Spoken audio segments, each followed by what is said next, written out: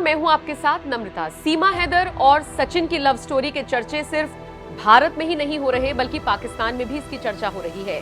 सीमा हैदर सरहद पार कर अपने प्रेमी के पास आ तो गई, लेकिन उसके बाद से ही पूरे परिवार की मुश्किलें बढ़ी हुई हैं। यूपी एटीएस लगातार जांच कर रही है।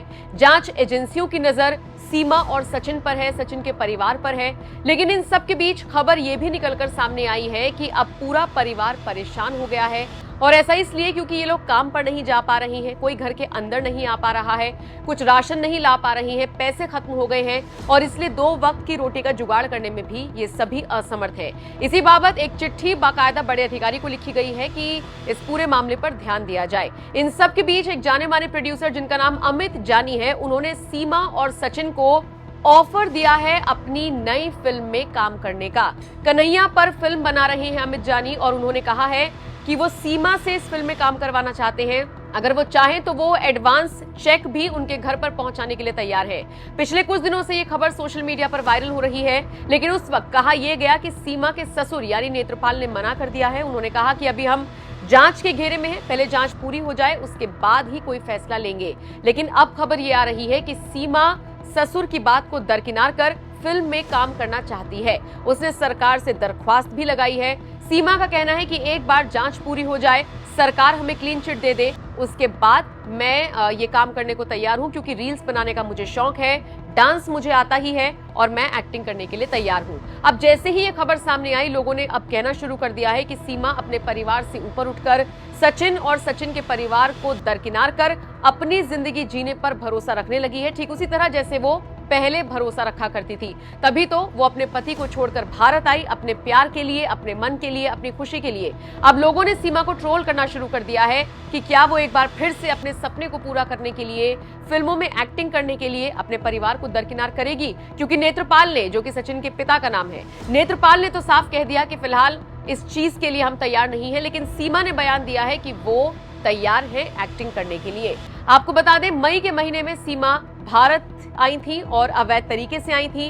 1.5 से 2 महीने यहाँ पर रहने के बाद पुलिस को उनकी सूचना मिली, जिसके बाद पूरा एक्शन लिया गया, और उसके बाद से ही क्या कुछ हो रहा है आप देख ही रही हैं। हाल ही में यूपी एटीएस ने सीमा और सचिन को बुलाया था, घंटों उनसे पूछताछ की थी। इसके बाद सीमा ने मीडिया के सामने आकर बयान दिया था। सुनिए सीमा ने क्या कुछ कहा था। मैंने सच तो बोला, अब समझा पाई या ये कोई समझाने वाली बात नहीं थी। उन्होंने पूछा, मैंने सच बोला, अब जो कहेंगे वो वैसा ही करेंगे हम। जी जी। जब जांच चलती थी तो बात हुई आगे कि जो है कोई तीसरा था जिसने आपकी हेल्प करी अंदर घुसने में, इंडिया में। ऐसा कुछ भी नहीं था, ना ऐसा था, ना मैं किसी पे झूठा इल्ज़ाम लगाऊंगी। अगर एक झूठ बोलूँगी तो 100 झूठ बोलने पड़ेंगे। तो मैंने जो सच था वो बोला है। अगर जो यहाँ का कानून करेगा मुझे कबूल है। अभी तक जांच में कुछ मिला नहीं आपके खिलाफ, लेकिन ये नियम है कि जो भी इलीगल तरीके से आता है उसे डिपोर्ट करते हैं, वापस भेजते हैं पाकिस्तान। आपको भी और भेजा गया था? ऐसा कैसे करेंगे? मैं यहाँ की बहू हूँ, मैं यहाँ उम्मीद लेके आई हूँ। आज से यहाँ का कानून ऐसा नहीं करेगा, बिलीव, यकीन है, मुझे भरोसा है, ट्रस्ट कहूँगी, ट्रस्ट है। तो मैं यहाँ की बेटी हूँ, यहाँ की बहू। पाकिस्तान मुझे मतलब वो आना, वो मुझे मेरे लिए मतलब पराया देश बन चुका है। होटल वाले ये कह रहे हैं कि आप नाम बदल के रह रहे थे, आधार कार्ड सचिन लेके गए थे, यहाँ से क्या कुछ है? ऐसा कुछ भी नहीं है। वो हमारे साथ फैमिली की तरह रहते थे। वो पता नहीं क्यों कह रहे हैं, हमने नाम लिखवाया ही नहीं था। पहली बात उन्होंने लिखा ही नहीं था, पहले ये थे तो उन्होंने से पूछा था और हमने पैसे पेमेंट करी थी। वहाँ पे इतनी सख्ती नहीं होती। तो होटल वाले बहुत अच्छे थे, फैमिली की तरह रहे थे। वो ज़ाहिर अब खुद को बचा। क्या फर्जी आधार कार्ड थे आपके पास? नहीं, बिल्कुल मेरे पास जो सही आधार कार्ड थे। हाँ बिल्कुल, मैं मनाती थी, 2 मना चुकी हूँ मैं पीछे। वो मेरी वीडियो भी इंस्टाग्राम में है और वायरल भी हो रही है। एक लाल साड़ी थी, एक गुलाबी साड़ी थी मेरी। मैंने 2 साड़ी भी खरीदी थी। मैं वापस नहीं जा सकती, वहाँ मेरे लिए बुरी मौत इंतज़ार कर रही है। तो यहाँ का कानून ऐसा गलत नहीं करेगा मेरे साथ। और आप सबसे भी रिक्वेस्ट है कि सपोर्ट में बोलो। जिस तरह गलत बोल रहे हो, भाई को बॉयफ्रेंड, बाप को बॉयफ्रेंड, इस तरह मत बोलो। हमारी भी इज्जत है, आत्मा सम्मान है। जी, हम लोग यही, हमारी जांच चल रही थी सर, इसी कारण। जी, जांच का अनुभव कैसा रहा? बहुत बुरा भी था, रोते भी थे हम लोग, डर भी लगता था, पर सच तो बोलना था। सच की जीत होती है और मुझे भरोसा है ना। बच्चों से मैं दूर रही 2-3 दिन, बच्चे मेरे साथ नहीं।